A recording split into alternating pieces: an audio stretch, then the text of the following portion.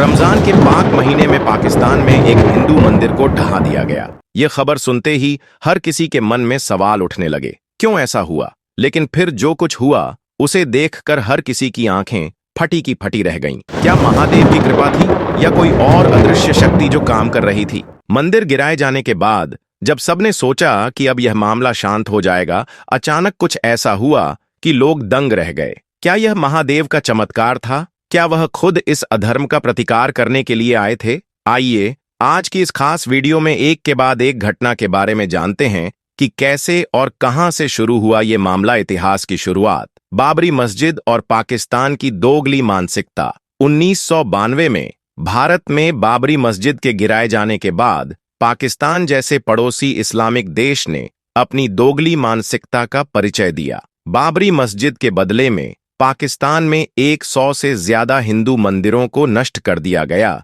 जिनमें कई मंदिर खंडहर में तब्दील हो गए। तब से लेकर आज तक पाकिस्तान में हिंदू समुदाय को लगातार मुश्किलों का सामना करना पड़ा है और मंदिरों को तोड़ने की घटनाएं थमने का नाम नहीं ले रही हैं।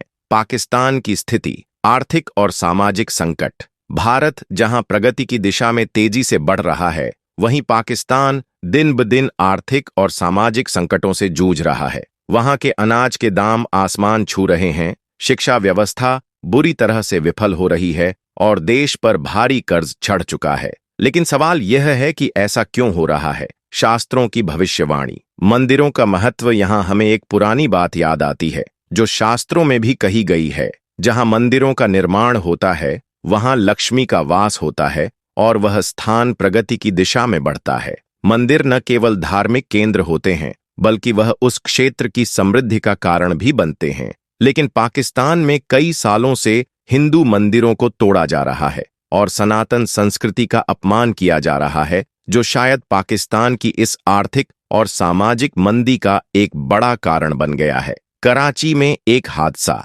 मंदिर और व्यापारियों का विवाद। पाकिस्तान के कराची शहर में एक ऐसा हादसा हुआ जिसने सबको हिलाकर रख दिया। वहां एक विशाल हिंदू मंदिर था जो स्थानीय बाजार के बीच स्थित था। यह मंदिर देश विदेश से आने वाले भक्तों के लिए आकर्षण का केंद्र था। लेकिन पाकिस्तान के कुछ व्यापारी और ठेकेदार इस मंदिर से नफरत करते थे और उसे हटाने की योजना बना रहे थे। उनका उद्देश्य उस स्थान पर शॉपिंग मॉल बनाना और ज्यादा पैसा कमाना था। पाकिस्तान सरकार और व्यापारी की याचिका। उन्होंने इसके लिए पाकिस्तान सरकार से याचिका दायर की, जिसमें कहा गया कि यह मंदिर बाजार के बीच में स्थित है और इसे हटाया जाना चाहिए ताकि वहां व्यापारिक गतिविधियां बढ़ाई जा सकें। क्या यह सच में किसी तरह का संकेत था?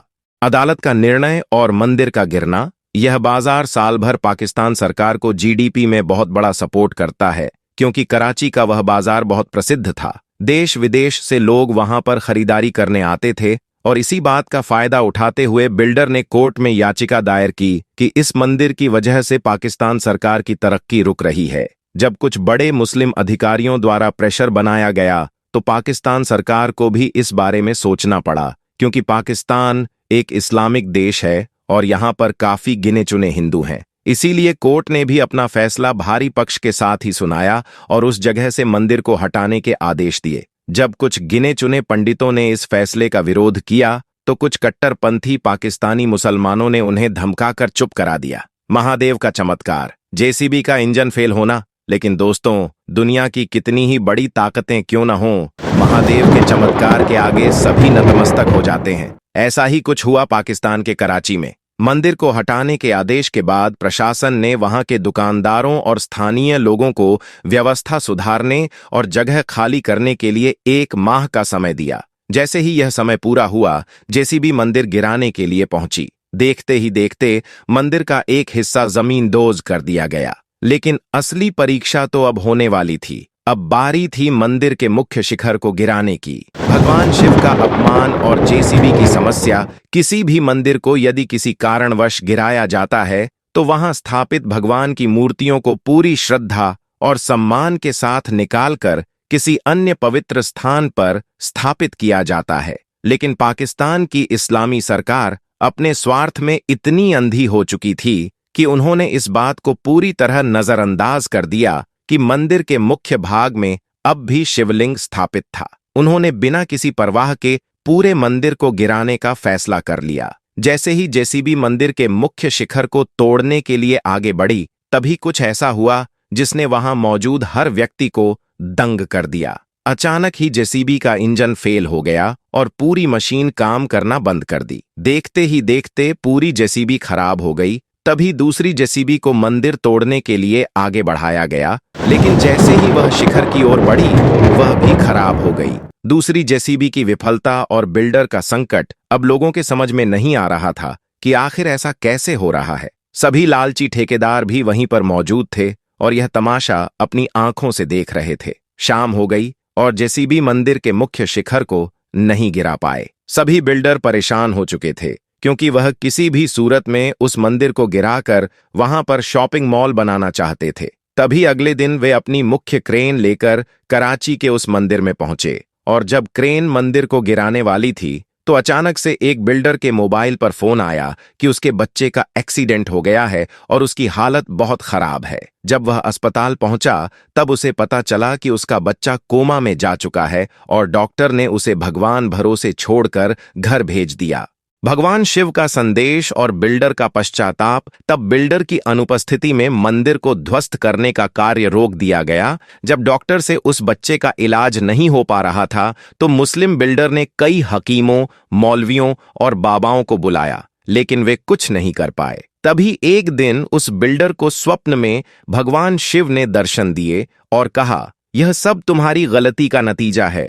तुम्हारे पापों का भोग तुम्हारे बच्चे को भुगतना पड़ रहा है, लेकिन अभी भी समय है। मंदिर को टूटने से बचा लो और उस मंदिर का पुनर्निर्माण करो। तुम्हारा बच्चा एकदम ठीक हो जाएगा। जब बिल्डर की आंखें खुलीं तो वह पसीना पसीना हो चुका था और उसे एक बात समझ आ गई थी कि यह सब उसकी ही गलती का नतीजा था। इसके बाद उसने उस मंदिर को टूटने से बचाने के लिए अपने 100 मुस्लिम भाइयों को एकत्रित किया और सरकार को यह आश्वासन दिया कि हम इस मंदिर को टूटने नहीं देना चाहते। बाजार में मंदिर की उपस्थिति से हमें कोई तकलीफ नहीं है। इसके बाद सरकार ने भारी बहुमत के कारण अपने निर्णय को वापस ले लिया और बिल्डर ने टूटे हुए हिस्से का पुनर्निर्माण कराया और भगवान शिव का हमेशा के लिए दास बन गया। महादेव का चमत्कार। बच्चा ठीक हुआ और धर्म की विजय। चमत्कार कुछ ऐसा हुआ कि कुछ ही समय में उसका बच्चा भी कोमा से बाहर आ गया और एकदम स्वस्थ हो गया। उस समय रमजान का महीना था और रमजान के इस महीने में पाकिस्तान की कराची में भगवान शिव का इतना बड़ा चमत्कार होना कोई छोटी बात नहीं थी। दोस्तों, सनातन धर्म सत्य है। जब कोई धर्म नहीं था तब भी सनातन था, और सनातन का मतलब ही अनंत होता है, यानी जब कुछ नहीं होगा तब भी सनातन ही होगा। इस पूरी दुनिया में अगर कहीं पर भी खुदाई की जाए तो किसी और धर्म के सबूत मिले या न मिले, लेकिन मूर्ति या शिवलिंग निकालना बहुत सामान्य बात है। इस घटना से क्या हमें समाज को जागरूक करने की एक नई दिशा मिलती है? क्या हमें इस पर गहरे विचार करने की जरूरत है? आपके विचार हमारे लिए प्रेरणा का स्रोत है। कृपया इन्हें कमेंट बॉक्स में साझा करें। अगर आपको यह वीडियो जानकारीपूर्ण और दिलचस्प लगा हो तो कृपया लाइक करें और चैनल को सब्सक्राइब करें। बेल आइकन दबाना न भूलें ताकि हमारे नए वीडियो आप सबसे पहले देख सकें। धन्यवाद और हर हर महादेव।